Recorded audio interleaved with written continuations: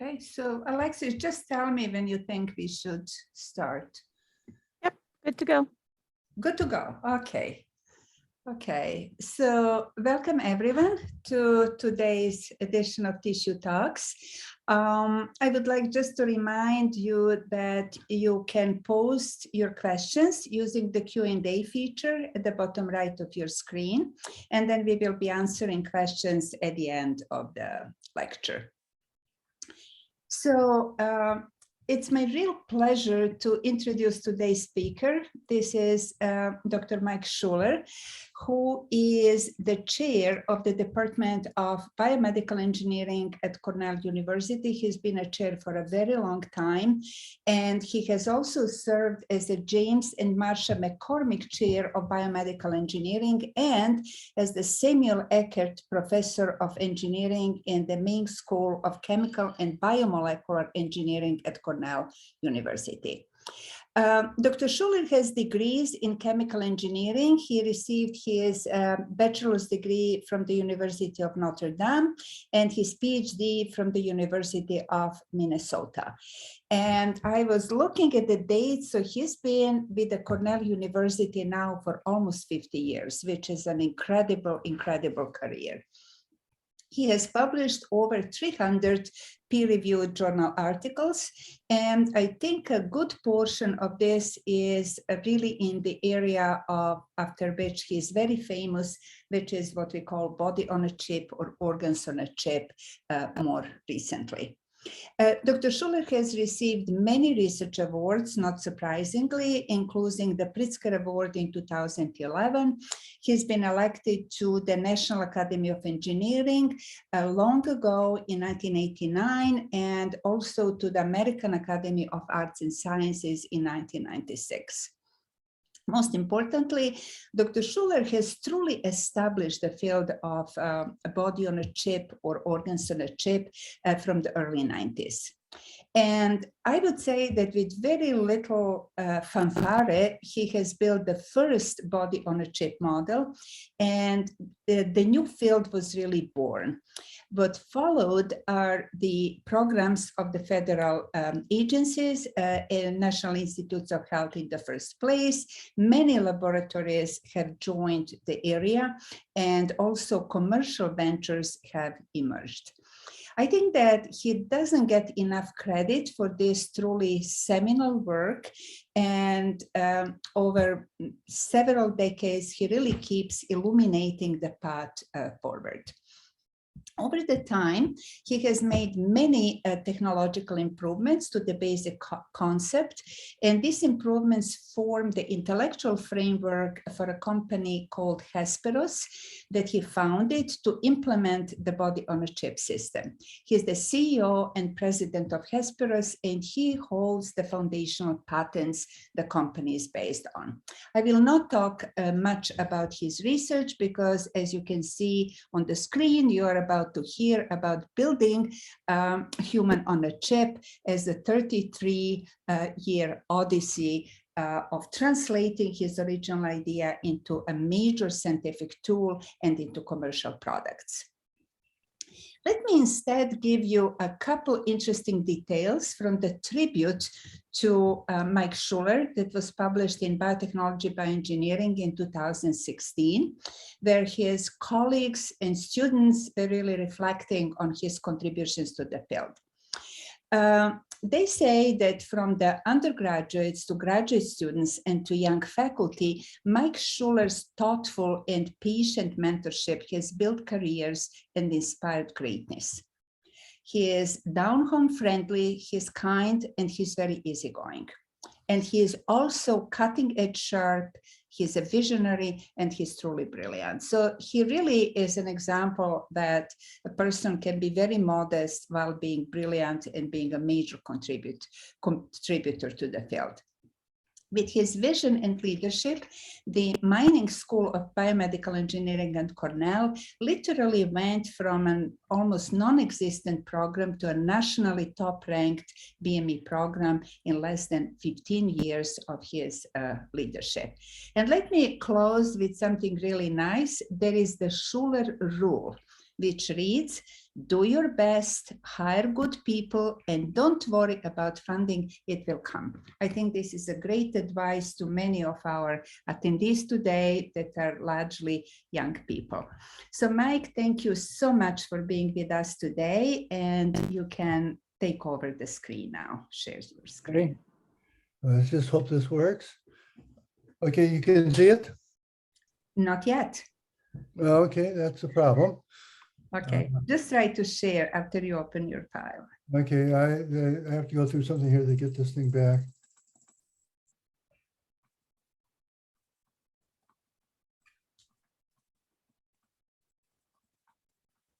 Let's see if I can see.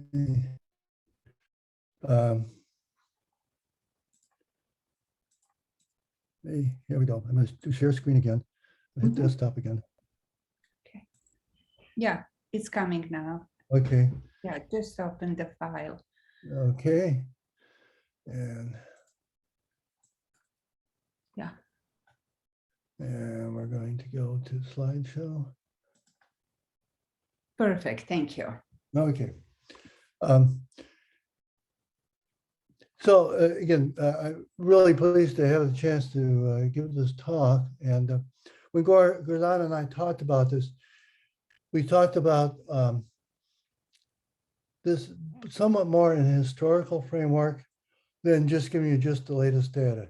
Yeah, I think for many graduate students and postdoc, this can be very useful because you see how things fit together over a long period of time. So I'm going to start off a little bit differently than normal, and I'm going to go through a little bit of a timeline of things. So it was 1989. I was in Wisconsin on sabbatical, and I thought about physiologic-based pharmacokinetic models, originally developed by chemical engineers, but had modest impact. And I thought maybe combining them with the cell culture model of the whole body would give us information that we would not otherwise get. And by 1995, we published our first real paper on this, but it's with a macroscale system, not microscale system, using this tiny flasks and tubing, etc. And Lisa Sweeney was the first PhD student on it. In 1990, Greg Baxter had just joined Cornell Nanofabrication Facility as a scientist. And second day campus, he came talk to me, and we began talking about this project. And we decided that building a microscale system using nanofabrication or microfabrication could really be valuable, could reduce costs, improve throughput. So our first description of a microscale device we published in 2001, but it really is these papers in 2004 that I think showed the possibilities for the system. We were able to answer some real questions from toxicology by doing that. And at this point, there started to be a little bit of national recognition of it. Newsweek had their big ideas issue in 2005, and they picked out some things they thought would be important in the future, and this is one of the ones that they highlighted. So we worked for many years on that, and then with this particular macroscale system, we did a number of projects. I'll just highlight one or two. We were able to incorporate barrier tissues with the internal organs. And also, we were able to put together 4 organ models that look at some questions in terms of treating cancers, in terms of the fact that multi-drug resistant suppressors could have a synergistic interaction. Probably more important, in 2010, we developed our pumpless system. And that reduces costs and increases reliability. And again, pretty much everything we've been doing more recently has been to try to bring down the cost of these systems to a level where it could be actually incorporated reliably and easily in terms of drug development process, but also used for toxicological testing. As we went along, also we went from simple cell lines, 2D, to more and more complex tissues. One example is this one paper in 2015, where we made use of a 3D liver cell model with the different liver cell types in it.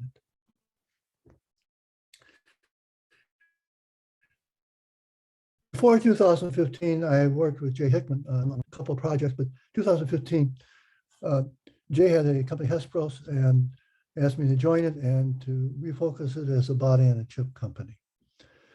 And this is nice because Jay's technology was very complementary to what we had. In 2016, we published a paper combining our 4-organ human model with functional measurements where we can measure the electrical activity and force generation right in the system itself. Also, we did in my lab at Cornell a demonstration that we could build a 13-organ system that was physiologically scaled except for muscle and fat, which was a little too large. That was operable for 7 days, just demonstrating that that level of complexity was possible to address. We built the first blood-brain barrier model with authentic barrier properties in 2017 and was adopted by the company fairly quickly. I'm going to talk a little bit about unidirectional recirculating flow, and then demonstration of determination of both drug efficacy and off-target toxicity in humans in preclinical. This was something that was done through the company, basically, done in conjunction with Roche. But I think what's important is that in preclinical trials, you can predict drug efficacy and off-target toxicity in humans. This is the first time that's really been done. And then I'm going to talk about a few other papers, including one where we talk a little bit about including the immune system or portions of the immune system. So this whole idea, what came to me when I was on sabbatical in Wisconsin in 1989. And the question we asked was, can we better predict human response to chemicals and drugs while they're in preclinical development, or chemicals in terms of just toxicology? My oldest daughter has Down syndrome, and I was aware that many times physicians are reluctant to prescribe drugs sometimes for people with Down syndrome because they simply don't know how they're going to work because of the difference of the extra genome or the extra gene. So we really anticipated actually personalized medicine back in 1989. This is part of what we had in the patent. We also combined mathematical models with cell culture models. And this is really, I think, again, combining the theoretical framework with an experimental model was a way, I think, to enhance both. Now, I've talked about this as human systems. And again, our ultimate target was building models for human systems. But you also need models for animal systems, and particularly rodents, because a lot of data is with rodents. You like to understand the relationship to humans and human response.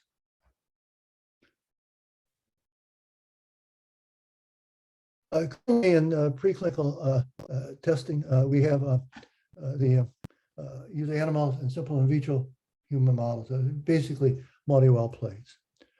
So if we add a body and chip in preclinical testing, we have a microphysiological system that integrates a multi-organ model of humans. And this model need not be perfect. It will never be perfect, actually. But if we could go change the success in drug development so that in order of, say, 10% of the drugs going from preclinical trials to success, we would go to 30%. That would have tremendous impact on the economics of drug development, would provide society maybe 3 times as many useful drugs for the same investment. And again, one of the things that we can do with this kind of system is we can do both efficacy and toxicity in humans in preclinical trials. And I think that's important. We also build models of mathematical models to predict chemical distribution. We have Pbk model, physiological-based pharmacokinetic model, developed originally by Kim Bischoff and Bob Dedrick in the 60s. And basically, it takes the body, divides into a series of compartments, treats each compartment as a chemical reactor or an absorber or a holding tank. And from this, you can predict the distribution of a drug and its metabolites throughout the body in a time-dependent manner. And also, if you include a pharmacodynamic model, you can say, if this is the concentration of the drug at this organ or tissue, this is the pharmacological effect. What we wanted to do, or what we realized, was these PBPK PD models were not godlike enough to know all the mechanisms which are important. There may be important mechanisms missing from those models, so the reliability of predictions are compromised. So we ask, can we build a physical model, a realistic model, using cells and living cells or tissue engineered constructs for the differential equations? And I want to emphasize that this is not only a multi-organ model, but needs to be physiologically realistic. We need physiologically realistic communication among organs. And guidance from a Pbk is often necessary to achieve that. Again, multi-compartment models itself is not enough to get realistic prediction. Also, we need to really contain all tissues in the system, 254 tissues in the body, let's say. We can't model all those. We lump all those as other tissues compartments. And that's important if we want to get the dynamics right, because there's holdup of the drug, the parent drug, and this metabolites, and we need to include that in terms of our assessment. So I had this concept in '89. The microscale model was built first using T-flask, tubing, peristaltic pump. And we did the first model with John Babish here, who was at Cornell at the time, in the vet school. We used naphthalene as a model because there were some questions about naphthalene toxicity were unanswered. For example, why are rats resistant to naphthalene while mice are much more sensitive to naphthalene? So we had a couple of papers come out, let the other papers on microscale system. And John went off and formed a little company based on this concept. That's not in business anymore. Then 1998, I met Greg Baxter. Again, he just joined Cornell in the nanofabrication facility. The second man came over and talked with me. And we talked about the fact that we make the systems on a microscale or nanoscale, that we could make a system much more cost effective. We could operate many systems in parallel. And the biggest cost was in the cellular constructs. So if we reduce the cost of cellular constructs, we get much more data for our investment. So again, we did an initial demonstration with the microscale systems using naphthalene. And these are fairly short-term experiments, about 6 hours. We get much longer later on, but that was enough for us to see what was happening. And Greg went off with Rob Friedman and formed a little company, Hurrell. I was on the scientific advisory board initially. They're now a public company, but they concentrate primarily on the liver. So we have these physiologically designed systems.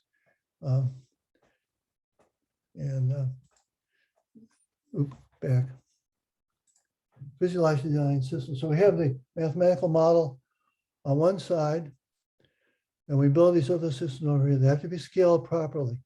So what we want to do is build systems where the ratio of liver to lung may be value X. In the Pbk model, in this device, it's got to be the same. I come from a chemical engineering background, and if you know chemical reaction engineering, you know that the reactor size doesn't make any difference. It's really the fluid residence time which is important. Whether the reactor is 10 microliters in size or 100,000 liters in size doesn't make any difference. If you feed it the same reactants, you get the same products out. And so that was our basis for scaling. Now, actually, scaling is a fairly complicated issue. I won't go into it in very much detail.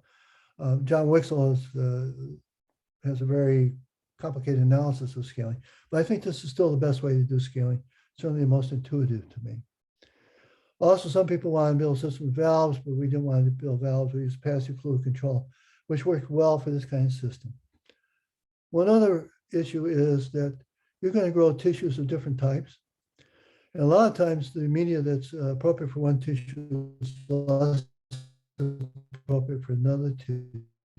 So you have to find a common medium. And we've done that a couple of ways by mixing media.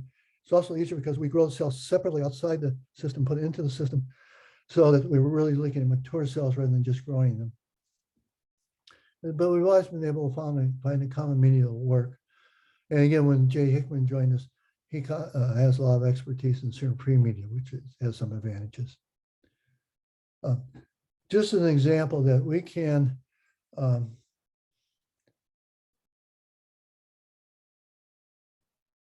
system on paper. and calculate what the residence time should be, what the velocity of fluid should be into the organ. And what we see comes out to be very close to what we designed. So it's fairly easy to do. The fluid dynamics in these systems are relatively straightforward. Now, the system I showed you is not a system in itself. It's got the organs that maybe we're most interested in for a particular question, but we still need to have this other tissues compartment here to gain the right volume and the right dynamics. Also, from a very practical point of view, we have to worry about the formation of gas bubbles many times, because you're taking oxygen and you're generating carbon dioxide. They have different solubilities. In a microsystem like this, it can easily form gas bubbles, and if you get a gas bubble in the channel, the system is over. So we did that, and we used that up until we got to the microscale systems. Again, so we're still in the macroscale system here, using pumps, etc. Now, there are 6 criteria we have to emulate a Pbk.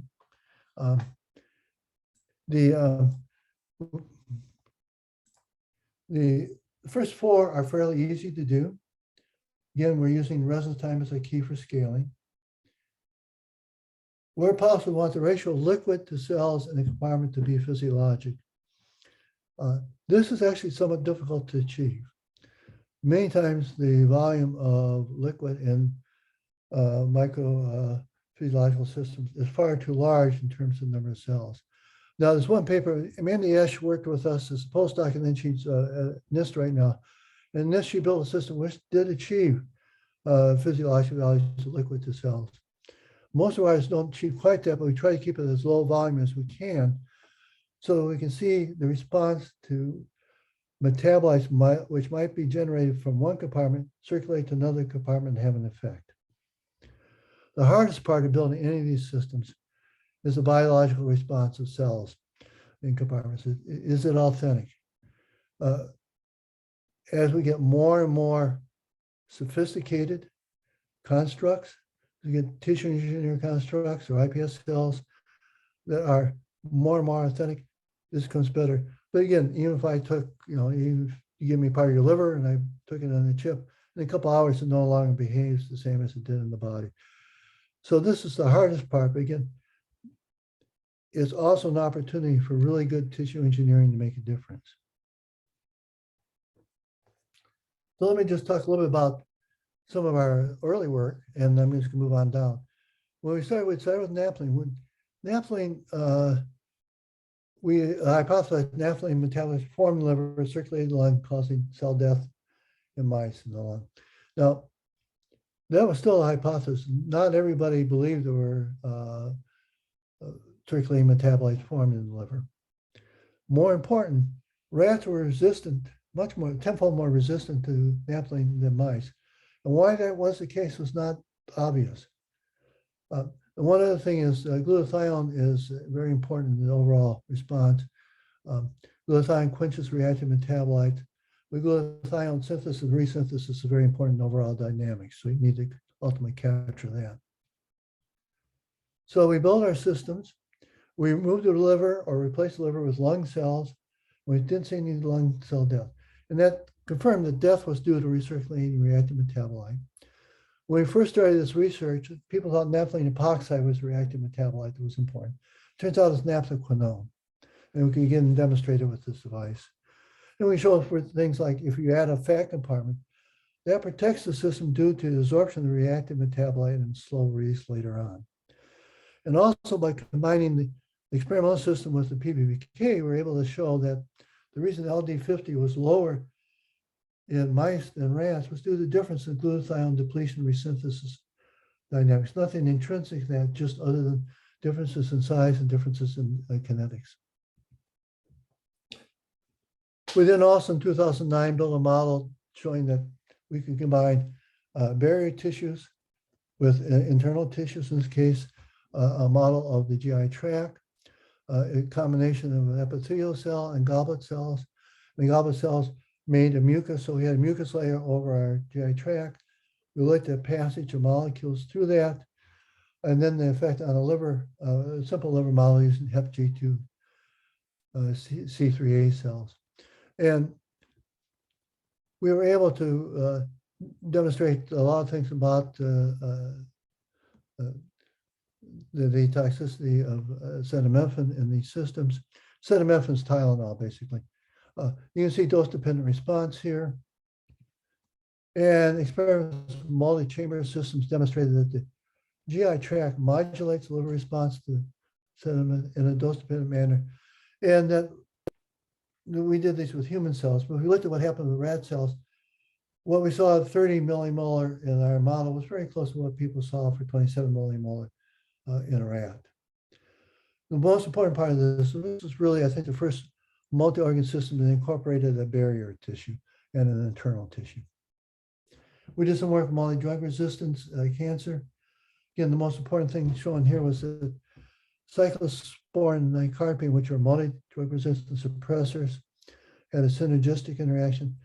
Multi-drug resistance is pump proteins, PBGP on the cell membrane pumping out drugs before they get in. And you need to suppress PMDR to be able to treat some cancers.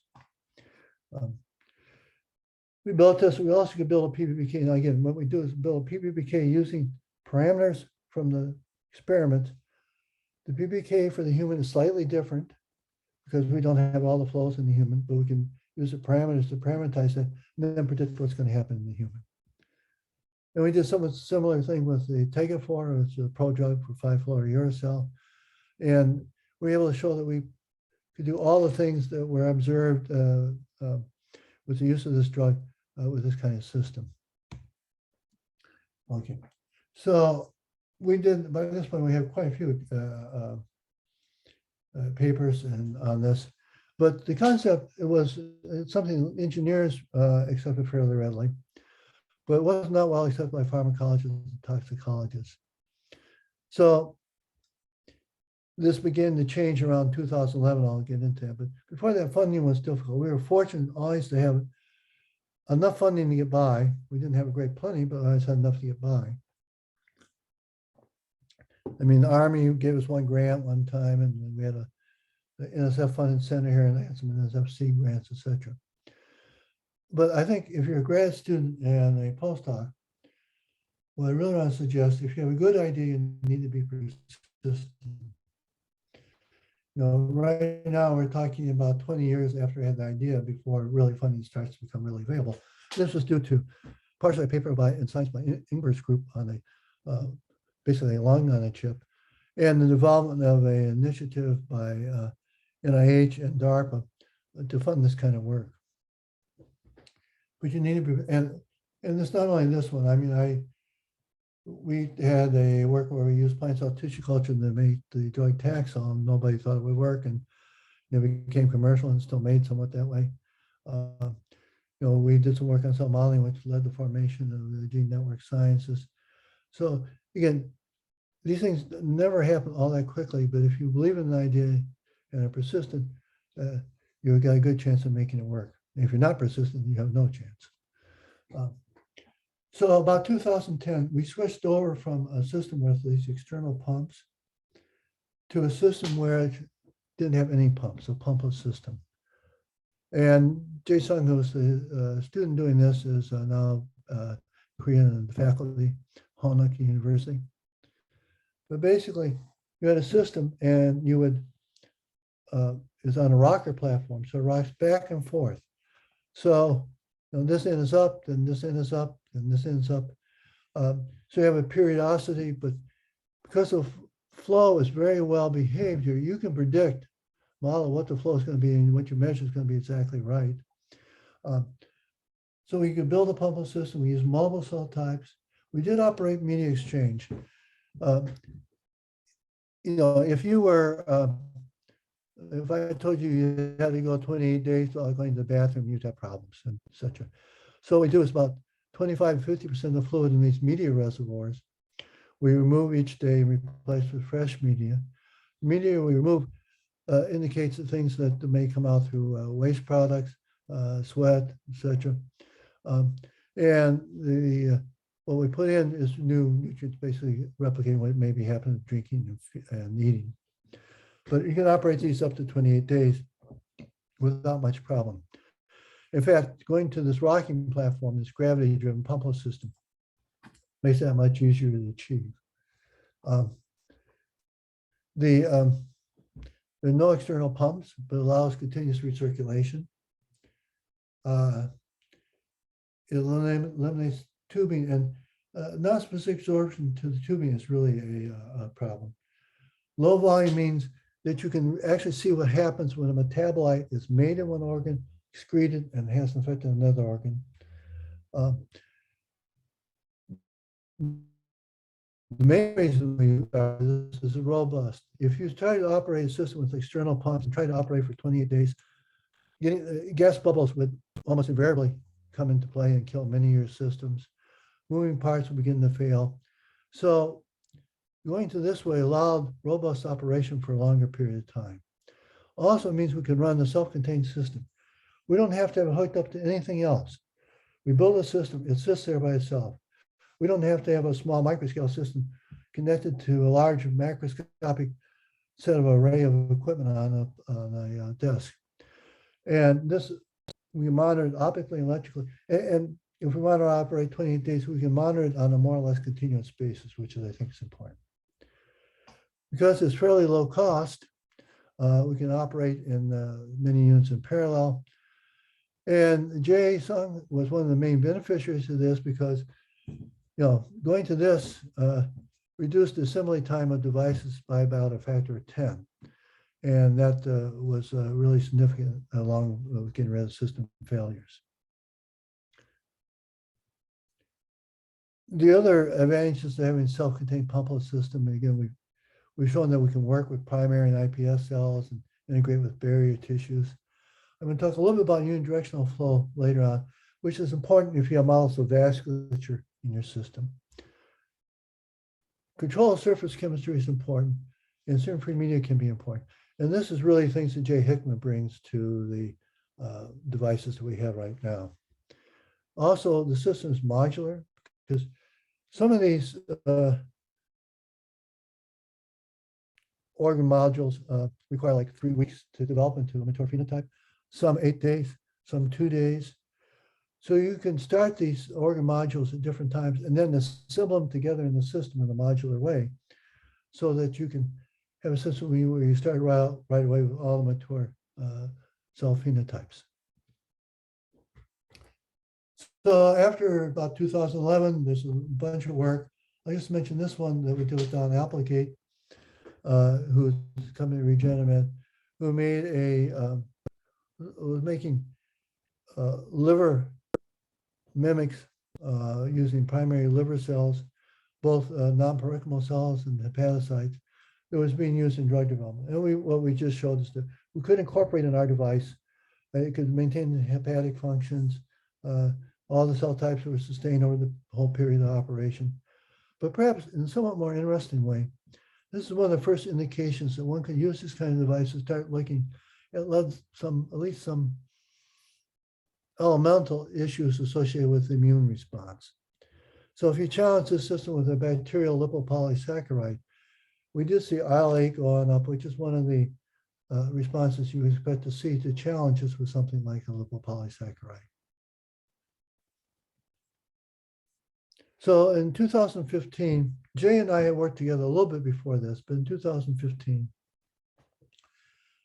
Jay said wanted us to form a company, and he actually had Hesperos as a holding company for many of his patents, but wanted to repurpose the company to do body on a chip. And our whole goal here is to accelerate drug development, and we want to use a scalable, serum-free, low-cost, multi-organ system. All those things matter, and also mimic human response. Again, we have the pumpless system, and Jay brings a lot of expertise in readouts, functional readouts, such as electrical and mechanical, and that allows us to run the system for long periods of time without having to take it apart. We work with customers and custom design systems. These are some of the tissues we work with fairly often. We have a service-based model. We, unlike some companies, we're not selling you a device, we're selling you a service. And that's been a model that's worked reasonably well for us so far. Now, in terms of monitoring systems, we use transepithelial electrical resistance to monitor barrier properties. That's particularly important in things like GI tract, blood-brain barrier, kidney, etc. we do have optical access to the system. So for example, if we want to measure the distribution of fluorescent compound, we can put it in there and we actually see where it goes. Also, with any system, we have these reservoirs that we sample periodically. When we remove fluid from that, we can take that fluid and run through HPLC mass spec. You get direct measurements of amounts of, let's say, metabolites that are formed or biomarkers which are released by cells. And then we have these functional measurements that I just mentioned. And these can be like electrical activity and force generation, often from neuronal cells and cardiac cells. So Hesperos has a lot of expertise working with cardiac tissue and neuromuscular junctions. It's nice because it's non-invasive, and non-invasive means it allows chronic monitoring. I'll show that again in a second, which can be more instructive than cell viability. The other thing is a rapid direct measurement of toxicity and therapeutic response. And that's actually, I think, very important. Now, this is an example of a model. Now, a lot of times there's discussion between 3D and 2D cultures. This is a 2D organized culture. And basically with the surface chemistry, you can force the cells to form along this U-tube shape right here. And if you make it narrow enough, you cause the cells to align in a way which you can see electrical activity in terms of a conduction velocity. So you get the QT interval, you get conduction velocity, and how these may respond to changes. And when they respond to changes, indicates cardiac problems. You can measure force. Most of our force is done optically right now. We're experimenting with a piece of resistive techniques. But you can see if force generation changes with time. For example, with muscle cells, does it change with time?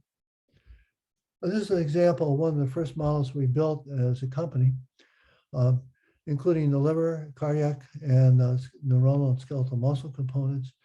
These are the things we measured. These, again, electrical and mechanical, but also we could take samples from the recirculating fluid and see metabolites and biomarkers formed in the liver. One other thing that we operate basically, that first system I showed you operated for 15 days. We then demonstrated that we can operate the system for 28 days with this 4-organ system and sustain a fairly stable baseline. And that's particularly important if you want to look at chronic testing of drugs.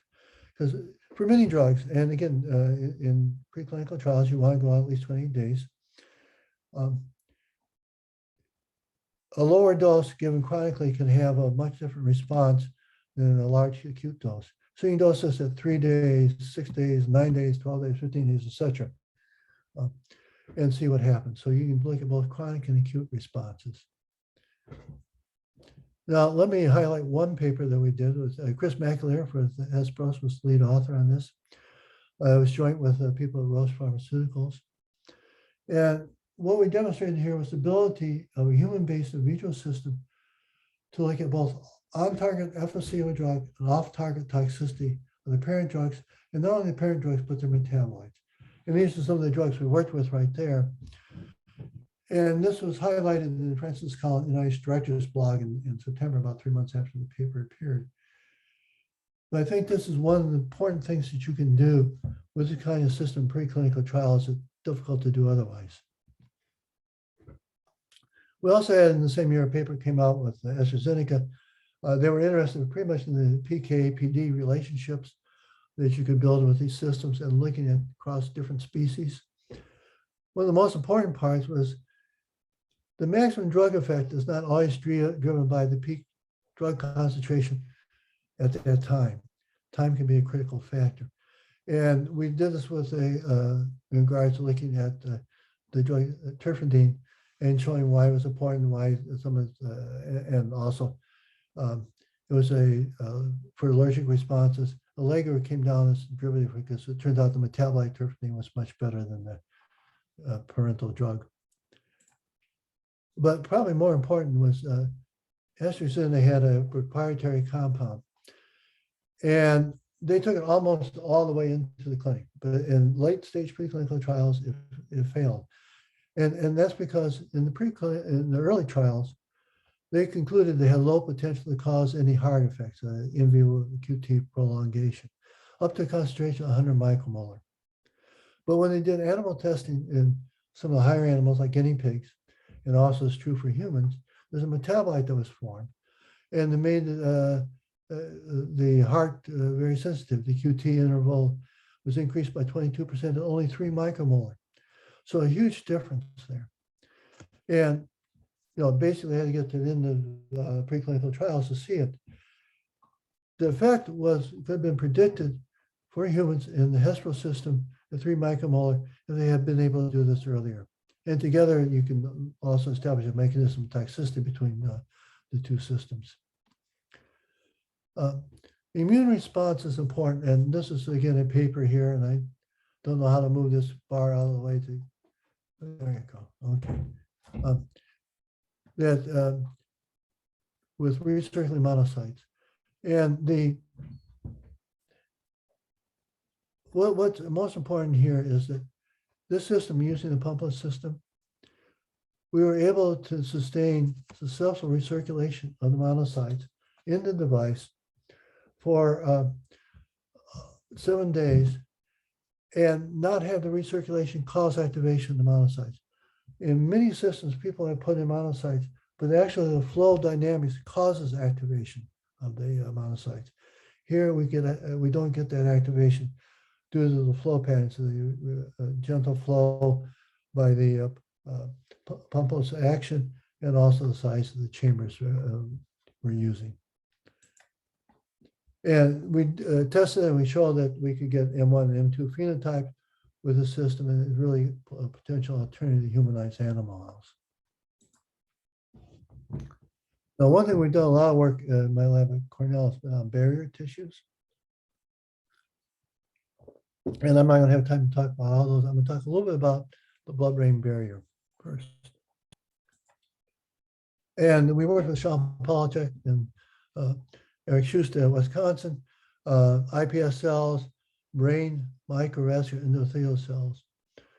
And we can build a system here using astrocytes along with the brain, microvascular endothelial cells. We have flow in the system. And what we can show is that in this model, and this is the first in vitro model, microfluidic model at least, where you could sustain human-like values of TER. In this case, 1,508,000 ohm centimeter squared is the value that's in humans. And you see that's sustained very nicely throughout, at least from day 1 through day 10. You can see the staining of in here of the tight junction networks, and that they're also present. So again, this looks very what it should look like. Also, we looked at drug permeability. We looked at the blood-brain barrier on the chip versus the blood-brain barrier in vivo. And you can see that what we measure from the blood-brain barrier model and what's in vivo are aligned fairly well, that there are reasonable predictions. I'm going to mention also a Unichip system we had. There was a paper in 2018. One of the disadvantages the rocking platform exists is the flow changes from one direction to another direction. And I don't think that's particularly important for many of the organs. But if I'm looking into vasculature, it is. So we can build a system so all vasculature or our whole model is right in this area right here. The flow is always one direction, even though it's tilting back and forth. And again, you have to look at the papers probably to see the reasons for that. But it does make a difference. If we're looking at the vascular, the UVEX on a Unichip and a vascular model, we see much difference in terms of the orientation of the cells. You can see the staining differences. The orientation is reflected here. And also the biochemistry has changed. Unichip cells, again, we want these cells to be fully mature by the time we put them into the model. So they are. So this extra growth here is unwanted. So we don't get that in this particular system. So we see that there's a change morphologically, but also in terms of the biochemistry. And let me just add something about potentially applying this to rare diseases. There's over 7,000 rare diseases. It's actually very difficult to treat many of these rare diseases. Animals, the appropriate animals don't exist. You have very few patients in the world, which may impede clinical trials. So we think a human surrogate could be the best way to screen for potential drugs for this. So we apply this to see myasthenia gravis, which is a chronic neuromuscular disease. Jay has had for a long time a neuromuscular junction model. We looked at the antibodies in the system. This is the model, and basically what you need to understand here. There are motor neurons on one side, muscle on one side. There's these tunnels here, and the neuronal cells form these axons that follow the tunnel and then meet up with the muscle cells over here and form neuromuscular junctions.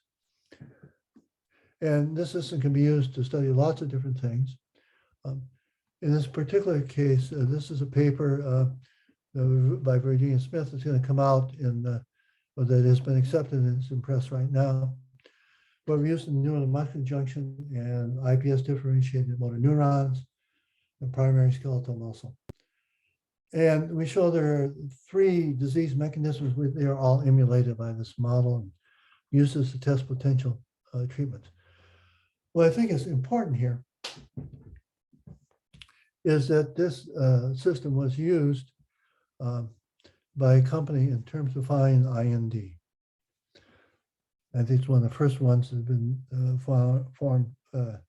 filed based on a microphysiological system. So final thoughts. As an engineer, I like to see projects from conception to practical use.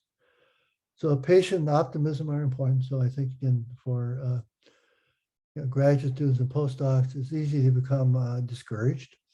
But I think if you can be patient and optimistic, that's often rewarded. The other thing is you should welcome criticism. If you send out a paper or proposal and you get criticism, it's sometimes unwelcome in some way, but basically you should welcome it because any problem you can anticipate, you can find a way around typically. They're never project killers. The project killers are the problems you never anticipated to begin with. Those are the ones that will often kill a project. So welcome criticism, sometimes with gritted teeth, but welcome it because it is very useful. And almost all the projects I'm talking about here have to be a team effort. They really involve engineers, involve life scientists, involves medical people, chemists, a whole variety of different people. And I was actually going to make a slide acknowledging people, but over 32 years, you wouldn't be able to read all the names because there's just a huge number of people that are involved. But you need to respect each other and you need to build on each other's strengths. And you learn from each other.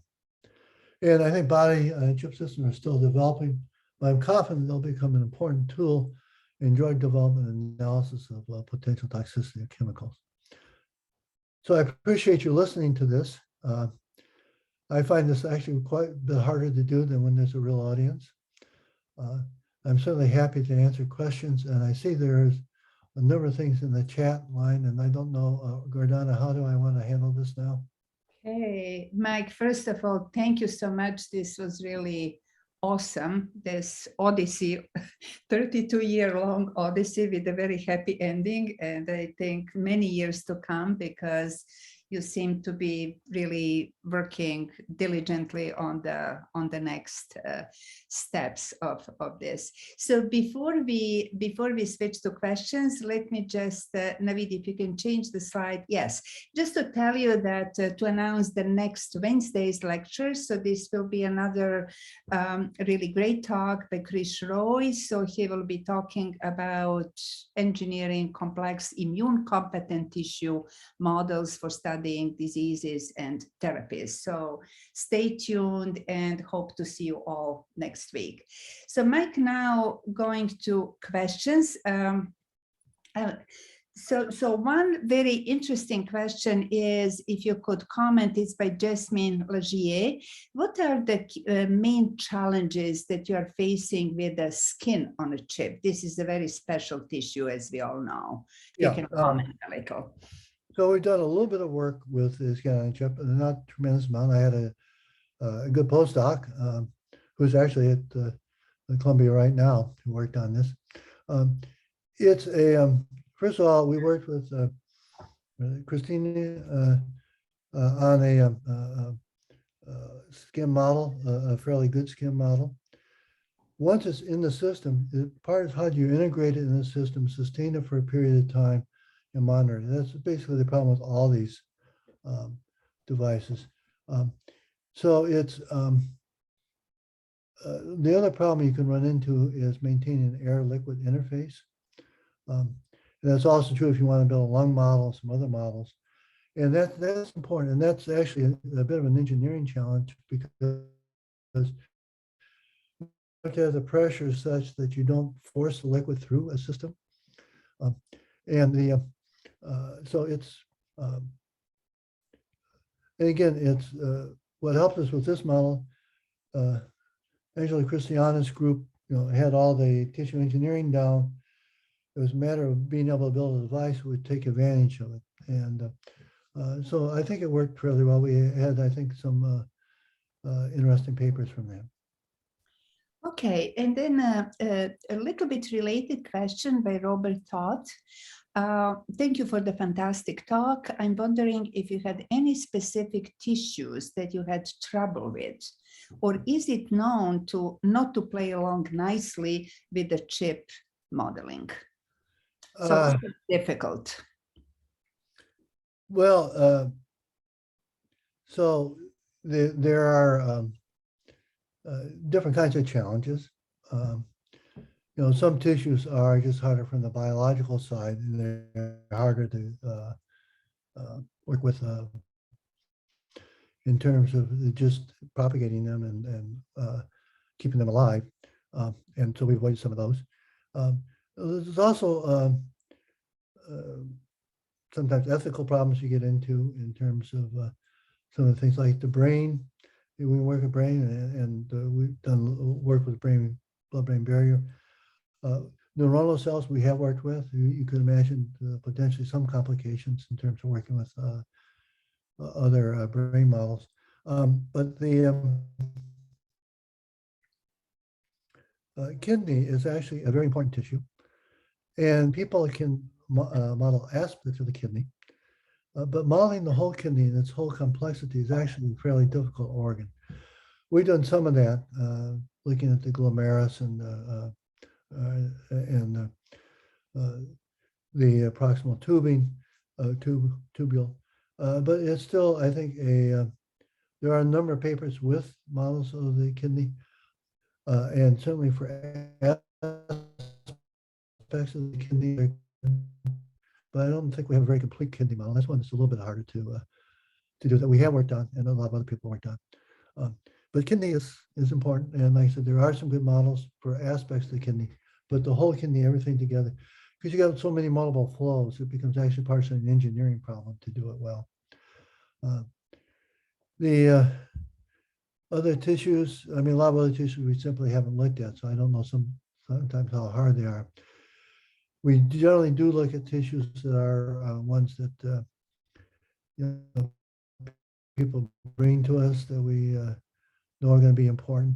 I'm looking at drugs. I know the 5 or 6 tissues which are most likely going to be problematic in terms of drug toxicity and things like that. So those are the kinds of things we would tend to think more about.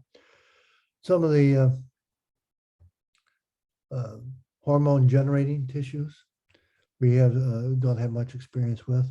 They could be important, but we haven't really done much on building models of those. So I really can't say too much about that kind of tissue. Okay, so a question from Rosemary Hanziker. Your simplified approach is very attractive, and it's easy to see how you incorporate electrical and even fluidic stimulation. Can you also incorporate mechanical stressors? Yeah. So we've done less of that. You can. The ways one could do it, it's obviously a membrane that stretches. And that's what, again, Don Ingbert's group has done with the lung. There are also ways with even the cantilever system, we can apply a mechanical force to something. We use it to look at response mechanical force. We could also apply mechanical forces to tissue. We have not done much of that, though. It's, we've have, I think, a particular expertise in some of these assays we have right now. So, and it fits many of the tissues. So, we haven't tried to do all that. I might add, again, just for most of the graduate students and postdocs, there are about, I think, 70 companies working on microfluidic systems like this, microphysiological systems, different aspects of this. No one company does everything that could be done and does it well. We all have kind of some different specialties we focus on. Great.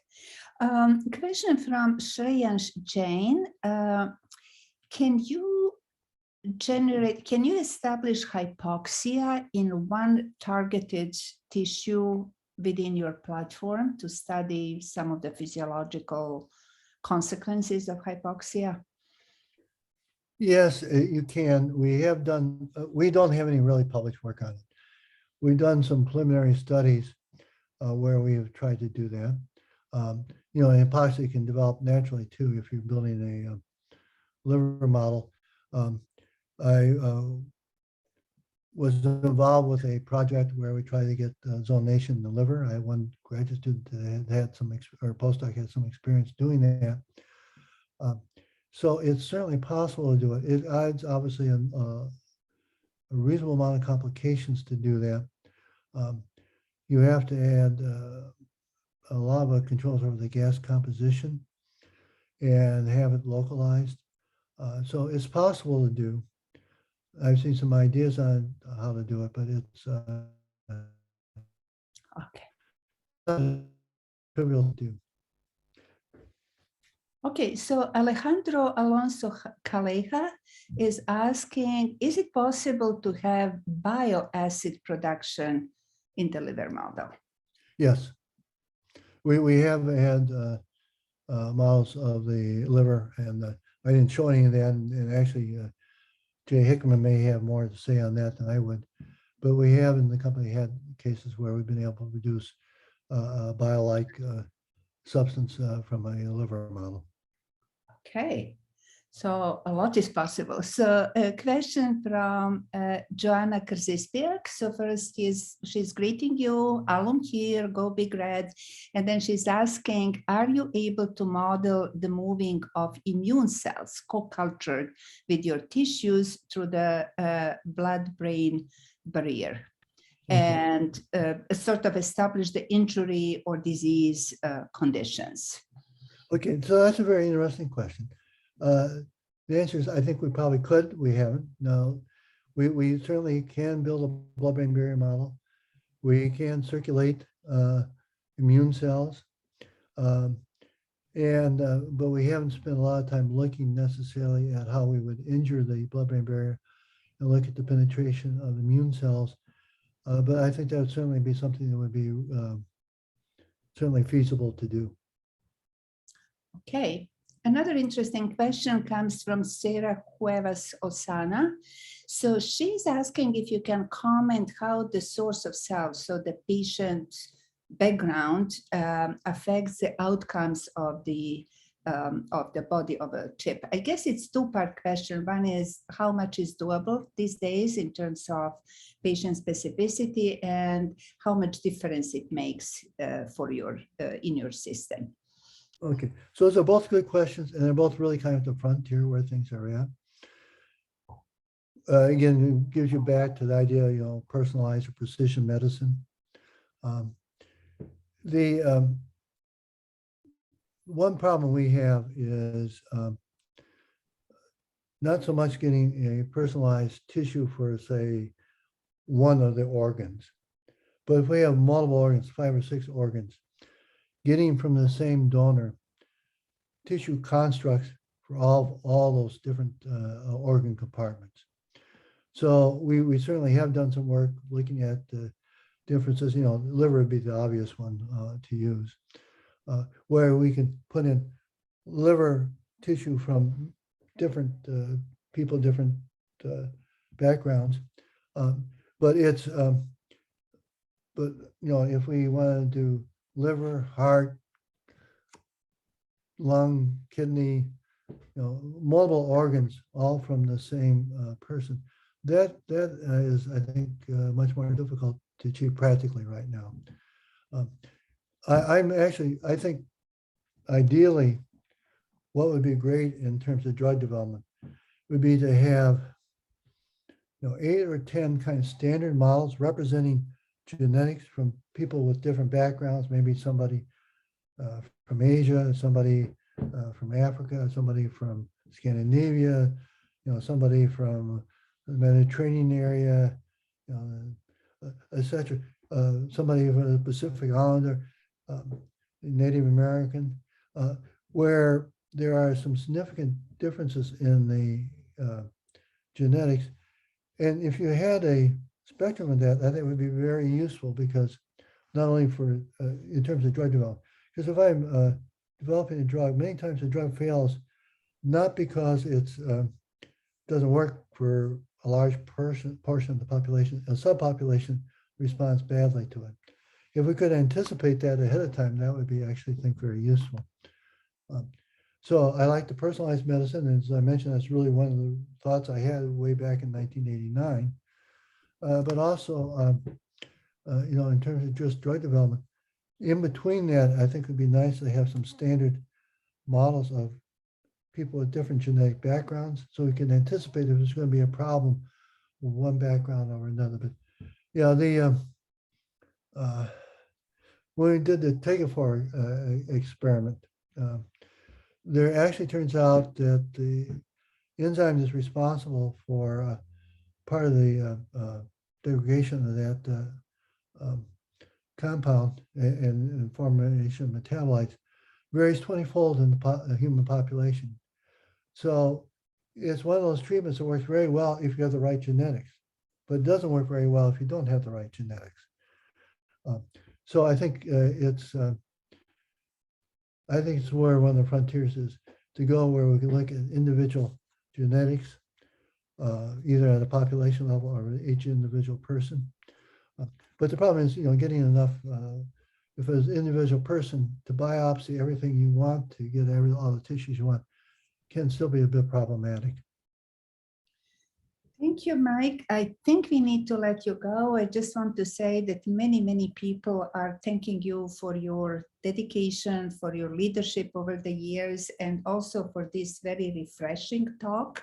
I'm just quoting one of the from one of the questions. We ended up with many more questions than we started with, and I do hope that you will do what other lecturers have done, which is just to answer questions offline. We will provide you information so that everyone gets an answer. So thank you. This was really awesome. We are very, very happy that you were able to be with us today. Okay. Now, in terms of the other questions, are they sending that via email? We will send you by email the contact information for the person and the question, and then you can just answer directly. And they would also like to thank everyone for great, very insightful questions, which are a very important part of this seminar.